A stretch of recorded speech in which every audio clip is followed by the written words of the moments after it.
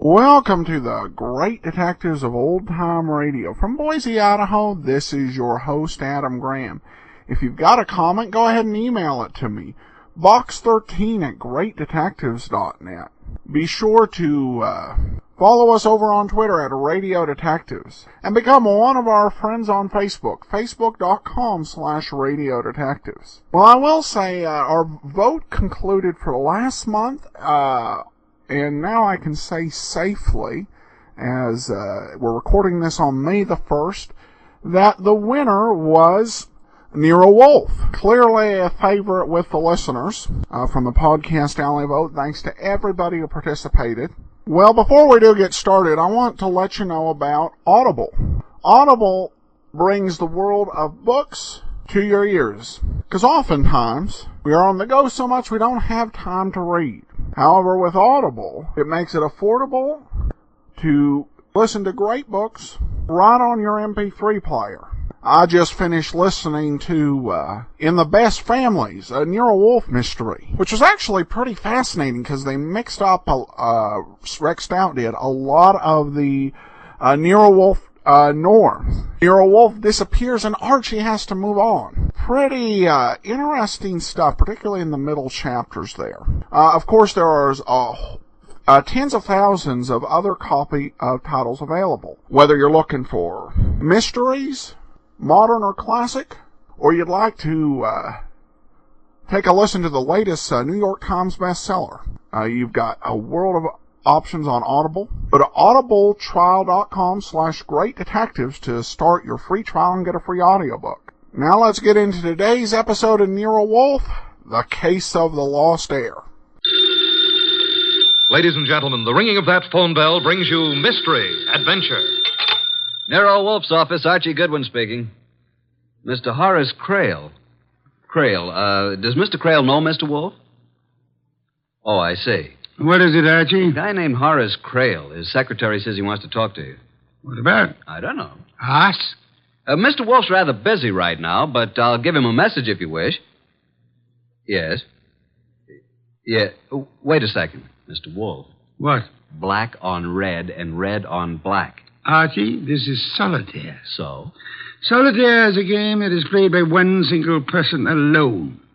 If I wish to put a red card on a red card or a black card on a black card... You're cheating. Of course I am cheating. What is the message Mr. Horace Crail's secretary asked you to convey? Just that he wants to see you. In a rather tragic sense, I suppose he does.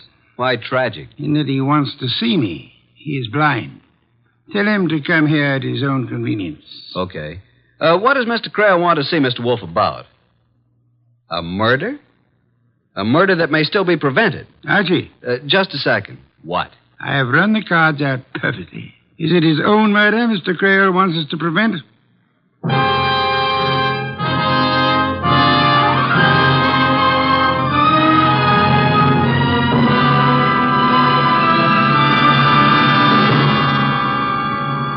Ladies and gentlemen, it's that renowned genius who is the bulkiest, bulkiest, most ponderous, and most brilliant detective in the world. Yes, none other than that chair-borne mass of unpredictable intellect, Nero Wolfe, created by Rex Stout and brought to you in a new series of adventures over this NBC network in the person of Mr. Sidney Greenstreet.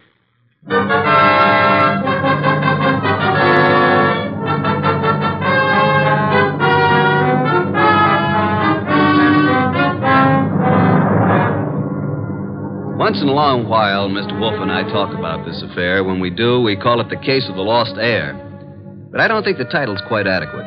For me, it ought to be called The Case of the Gone Goose. And I was the goose. Well, Archie, do you see any red on red or black on black? Nope. So? So what?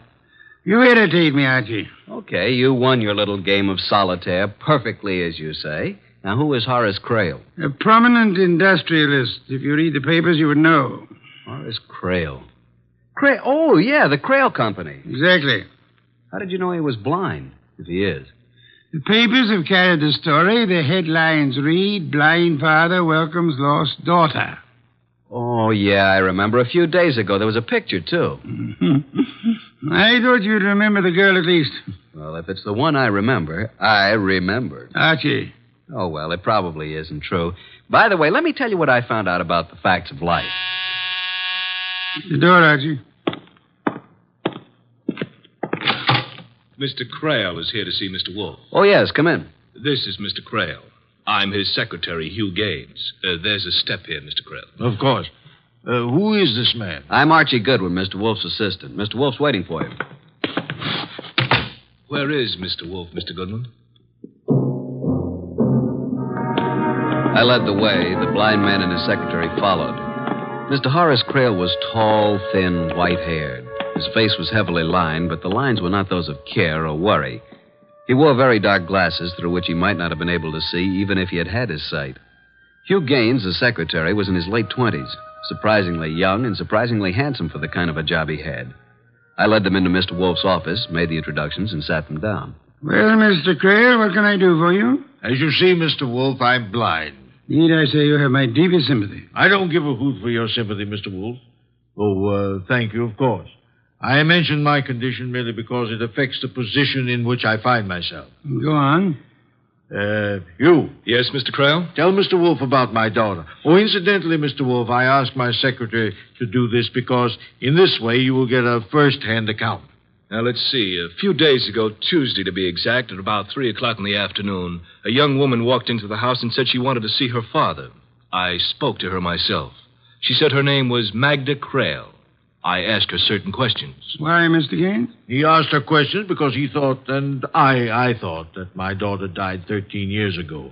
Oh, either the girl who came back to me is my daughter, or she is an imposter, and she belongs in jail. Is there any doubt in your mind about it? Of course, that's why I'm here. On the telephone, you said something about preventing murder. Well, I have a stepson named Anthony George to whom I intended to leave my money, not because I liked him. Simply because I had nobody else to leave it to. Except your daughter. Except my daughter. If she is my daughter. We were talking about murder. I was talking about my daughter and my stepson. Same thing, I take it. Maybe, possibly. I don't know. Mr. Crail. Yes? I am not a wealthy man, but I'm certainly able to make ends meet. Yeah. What do you mean? Explain, Archie. I think Mr. Wolfe means that if you don't want to be frank with him, he'd rather not waste his time. Mr. Wolfe, I apologize if I've seemed to spar with you. Phooey. See, a blind man can only judge by what he hears and smells and feels. So? No, I must be a little more cautious than I would have to be otherwise. I'm sorry, Mr. Crail. Patience is not one of my virtues. Now, about your daughter, or your non-daughter. What's her name? Magda. She calls herself Magda Crail, which was my daughter's name. What makes you think she isn't your daughter? Well, $10 million, partly. Once again, Mr. Crail? My estate may be worth more than that, but surely not less. You? Surely not less, Mr. Crail. Rather more, I should say. Yes, $10 million might have some appeal to an ambitious girl, Archie? Sure, but I'm not a girl, and I'm not ambitious. Nobody could accuse you of either fault. Mr. Crail, we are getting nowhere. Either you tell your story from the beginning or take it somewhere else. Archie, I'd like some beer.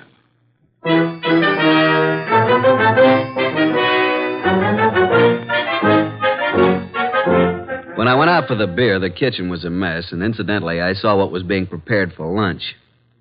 When I got back to the office, Mr. Crail and his boy were gone. One beer for Mr. Wolfe. What happened? What took you so long, Archie? I had a sandwich. And spoiled your lunch. You know what you're having for lunch? Of course, I planned it. Baby octopus. Delicious. I'll take your word for it. What happened to the blind tycoon? Get your book, will you, Archie? I want to give you a few notes. Oh, just a second. Okay. Item. You needn't repeat everything after me. Yes, master. Item, Horace Crail was born blind. Item, his wife and their 6-year-old daughter, Magda, disappeared in their private plane 13 years ago. Magda returned last Tuesday. Item, no matter what he says to the contrary, Horace Creel is afraid he's going to be killed. I think Mr. Creel is right.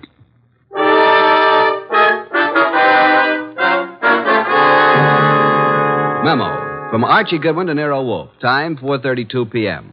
The notes you dictated on the Creel case are on your blotter. 3 pages of them. You are with your orchids. I am on my way to the Creel domicile to meet the other characters in this turgid drama. As per instructions, I will bring them here if possible. Love, Archie.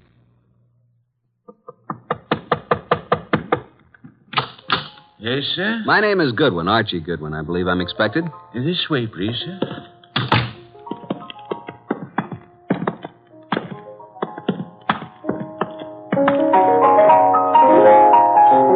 Yes, sir? Thanks. Hello. Don't tell me you're Nero Wolfe. Not by a couple of £100. I'm Archie Goodwin, his assistant. Well, I'm Magda Creel. Nobody's assistant. That awful Hugh Gaines creature said Nero Wolfe wants to talk to me. He does. Well, where is he? Waiting for you. No hurry, though. No hurry at all. Just play and don't worry about a thing.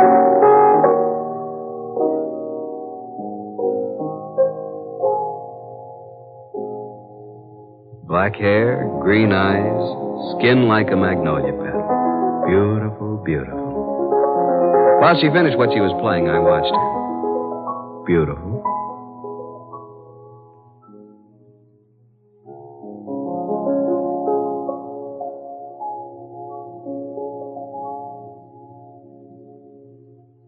Well? Beautiful. Mr. Goodwin. Archie. Oh, we could get along together, Archie, if that's the way you are. It's the way I am. I can't seem to do anything about it. Where's Anthony? Anthony? Oh, Anthony George. Well, I thought both my repulsive half-brother and I were supposed to meet Nero Wolfe. I'm here in case anybody wants to know. Over there in the shadows, listening with all his ears.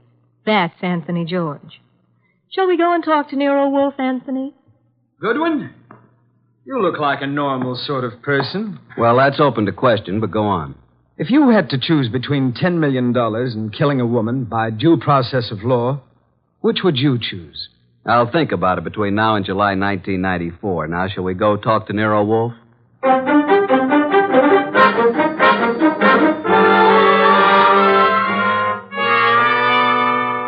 Miss Creel. Yes, Mr. Wolfe. Why did you wait until last Tuesday to let your father know that you were living? Does it make any difference? I think so. 13 years ago, I was 6. What she means is that she was 6 when she died. But I didn't die, Anthony Sweet. Obviously. But Magda Creel did. With my mother. His mother. Anthony says he doesn't remember me as a child. But I remember him, the brat.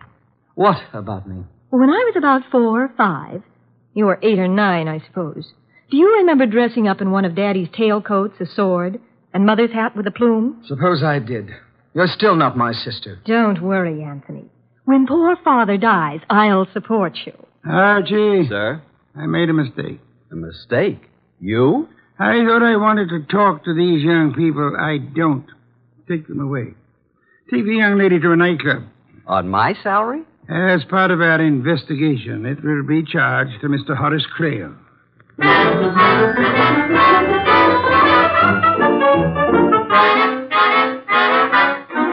It was no hardship at all. In fact, it was a pleasure. We dropped Anthony George off at the Creel place, and Magda and I went on. And on. You're a wonderful dancer, Archie. You can't make enemies that way, honey. Archie, why did Mr. Wolfe want you to take me out? To find out whether you really are Creel's daughter. How did he expect you to find out? I don't know. Do you think he knew? He probably had some idea, but I don't know what it could have been. Honestly? Honestly. Archie, do you think I'm telling the truth? No. But wait a minute, baby. I don't think you're lying either.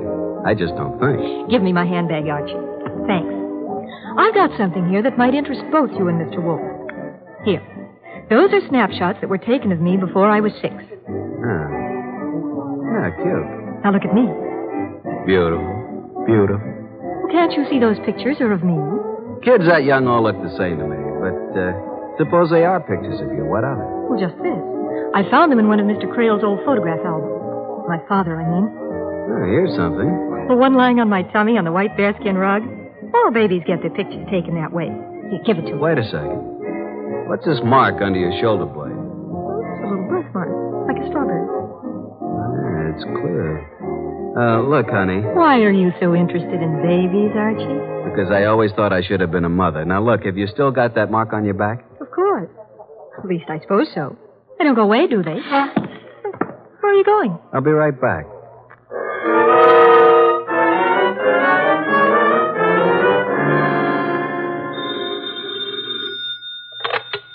Nero Wolfe speaking. Archie Goodwin. I'm with Magda Creel. No doubt. What? No doubt, I said. But never mind. What do you want? Want to ask a question. Go on. You don't think Magda's Horace Creel's daughter, do you? I don't think anything. You're stealing your lines from me. Never. All right, then, no.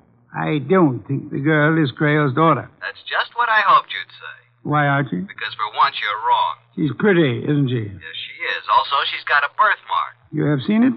No, but nobody's going to be fool enough to claim a birthmark that isn't there. It's too easy to prove. Good night, Archie.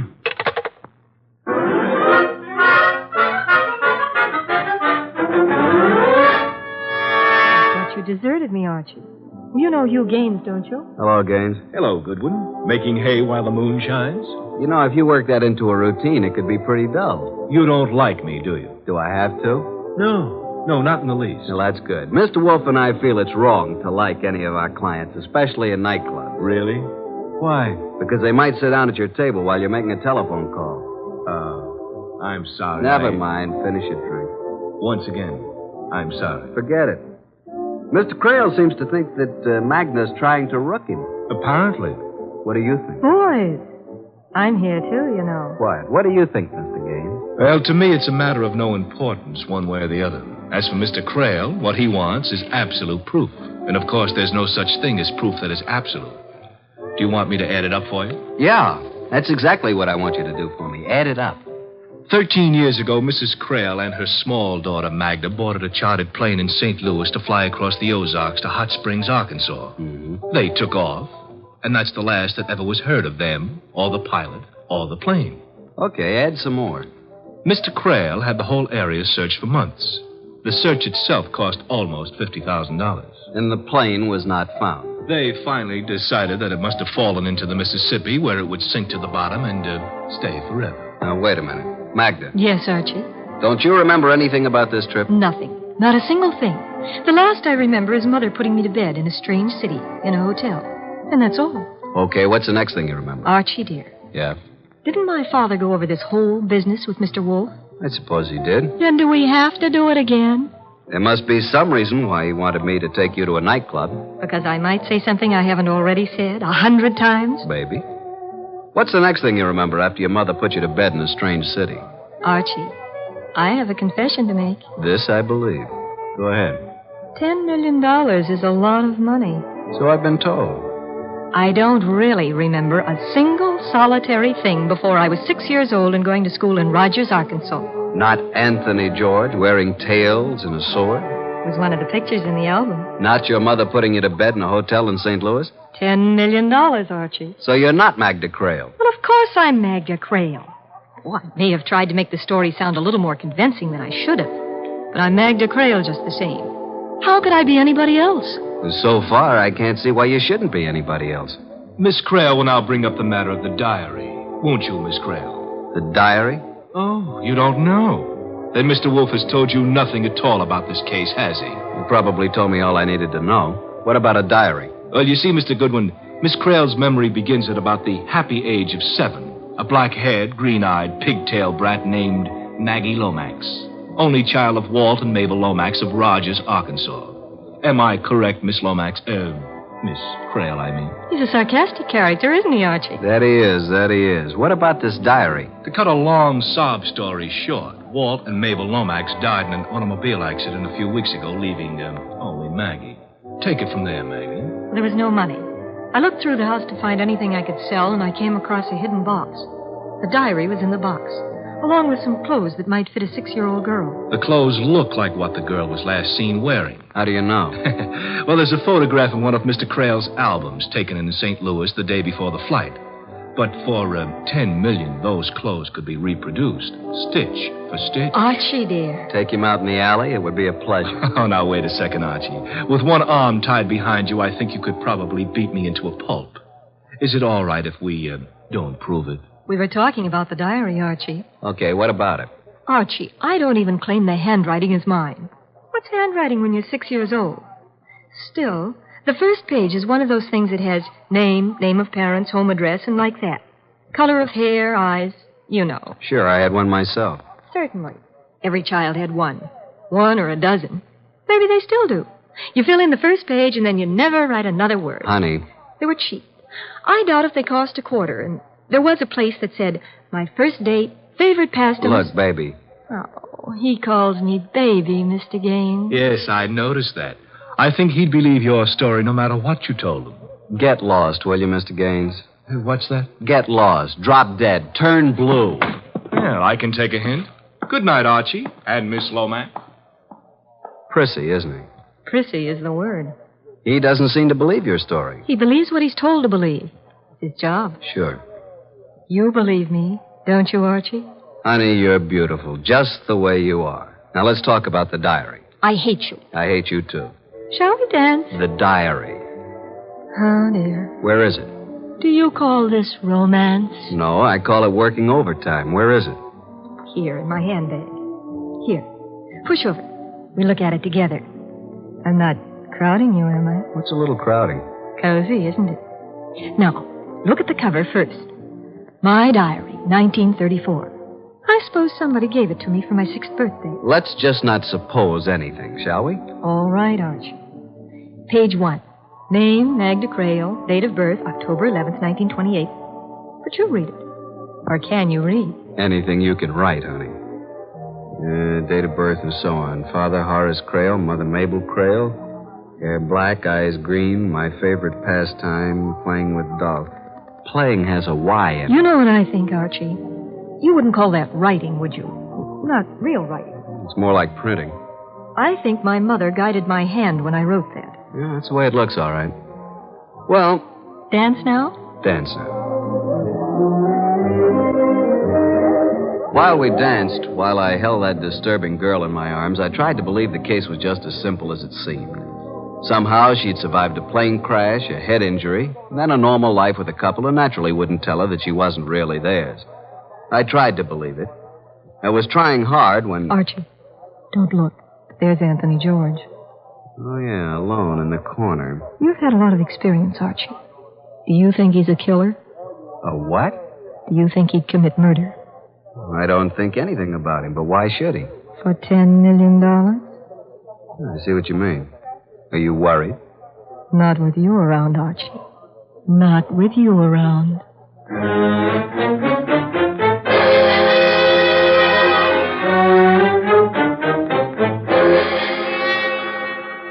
It was like that, maybe even more like that, until the waiter told me I was wanted on the telephone.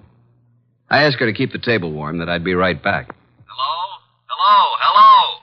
This is Archie Goodwin. Archie? Oh, hello, Mr. Wolfe. I've been talking to Mr. Creel. Wonderful. Little less humor, perhaps? Okay, what about Mr. Creel? He showed me some pictures of his daughter. Baby pictures? Unfortunately. Some of the pictures were missing from the album. Those are the ones I've been looking at. Archie, I'm interested in that birthmark. So am I. Do you think you could persuade the young lady to have a picture taken of her back undraped? Wait a minute. Just one moment, please. Well? You mean that? Clear picture in a bright light. How would you like her posed, Mr. Wolfe? I am not amused, Archie. Okay, I'm sorry. All I want is a clear, sharp, focused picture of that birthmark. And I expect you to get it for me. Good night, Archie.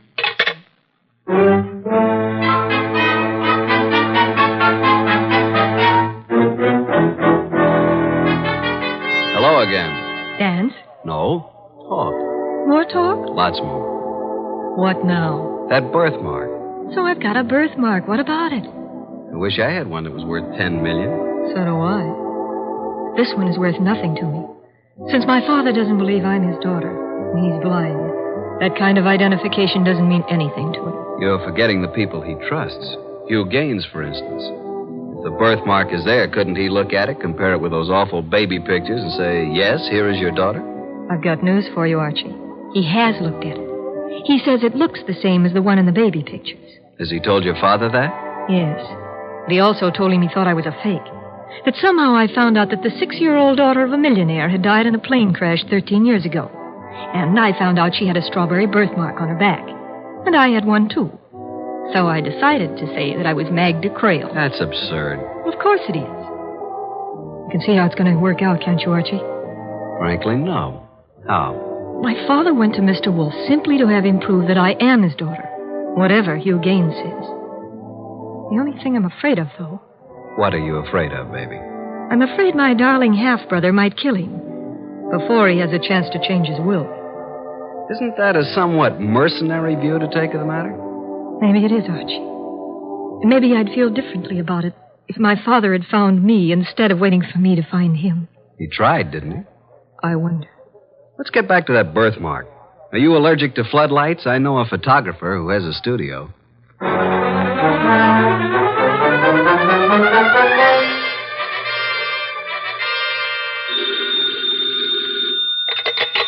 Confound it, Archie. How did you know it was going to be me? Because nobody else would dare to call me this late. What do you want? I got the pictures. They're drying now. If you come home, bring them with you. They may be important tomorrow. Have you heard that Horace Creel was murdered? No. How? Who? Where? Tomorrow we'll talk about it, Archie. Good night.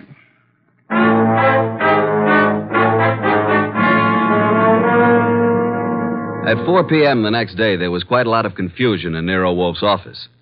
At his direction, I'd set up a picture screen at one end of the room, and on his desk at the other end, a rather strangely constructed projector.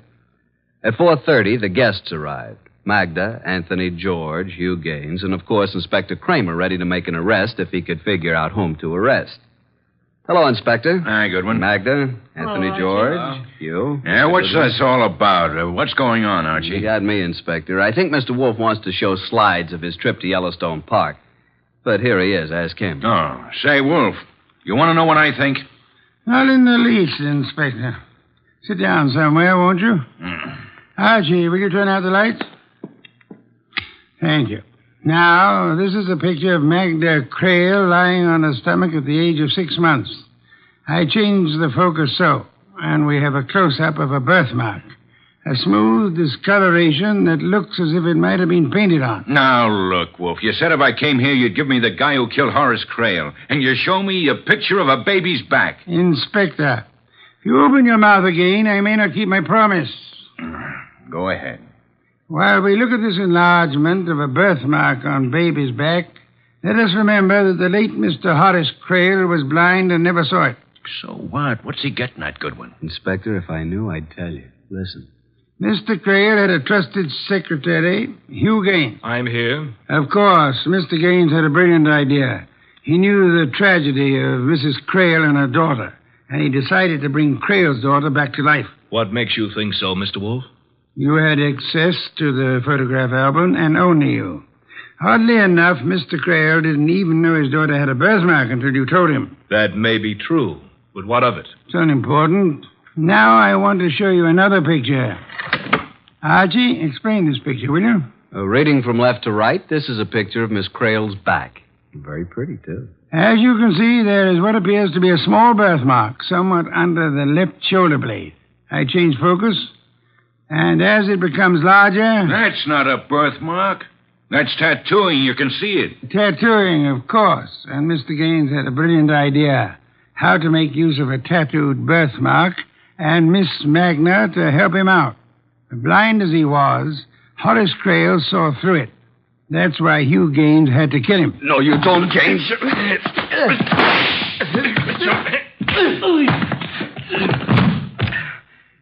Mr. Wolfe. Mr. Wolfe, you all right? Of course I'm all right. Well, Inspector Kramer, Mr. Gaines is your man.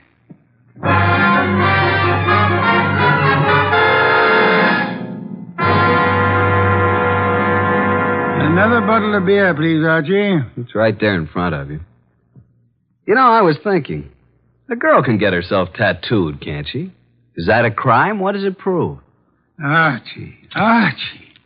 Have I ever told you I love you? I'm going to bed. Good night, Archie.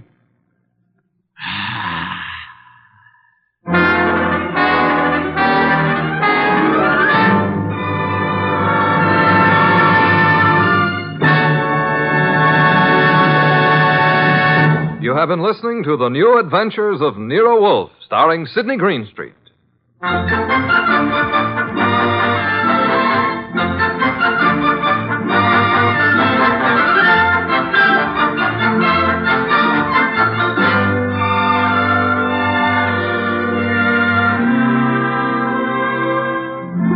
Tonight's transcribed story by Mindred Lord was based on the characters created by Rex Stout. This is an Edwin Fadiman production, produced and directed by J. Donald Wilson.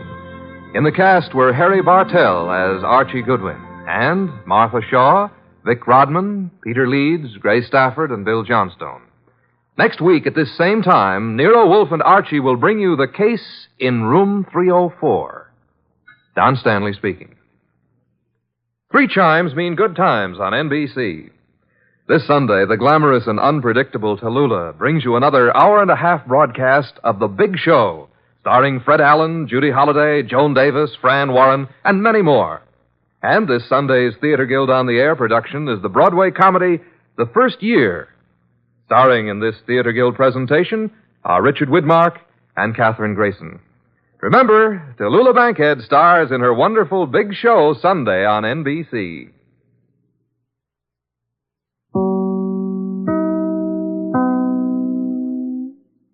A good mystery, and Archie definitely got somewhat stuck on the girl in the case despite evidence to the contrary, as illustrated by the end of the episode.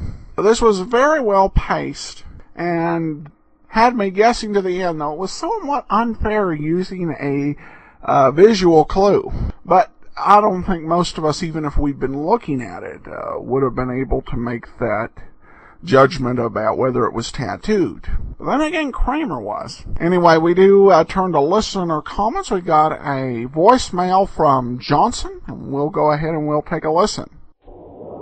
Hey, Adam, this is Jonathan. I live in Birmingham, Alabama, and I just started listening to your Great Detectives of Old Time Radio, and I just wanted to say that I'm loving it, because I've been a fan of Sherlock Holmes and Nero Wolfe for years, but I could never find, any good radio dramas of Nero Wolfe or Sherlock Holmes, because most of the other ones mainly focus on other detectives, like you do, like Johnny Dollar and all them, the Thin Man, and I'm up to, I think, episode 294 right now. I'm going to listen to the Thin Man because I heard that the Thin Man's a great series. But I just wanted to let you know that you're doing a great job and keep up the great work, and I'll keep on listening. Bye. Well, thanks very much, Johnson. And I like both the radio detectives and the hard-boiled eyes, and I also like some of these classic detectives like Holmes and Wolfe, and we'll also be hearing from Poirot in some coming episodes. So I like to keep balance and to play variety of different detectives, so we'll keep people interested. So I'm glad you've been enjoying it. That'll do it for this week. We'll be back next week with our last adventure of Nero Wolfe. And next Monday, we're going to be playing a hard-boiled private eye show called Ideal in Crime, starring William Gargan. Join us for that then. Tomorrow, let George do it. If you'd like to leave a voicemail, give us a call, 208-991-4783. Send your emails to box13@greatdetectives.net. And be sure to cast your vote for the show on Podcast Alley, podcastalley.greatdetectives.net. But from Boise, Idaho, this is your host, Adam Graham, signing off.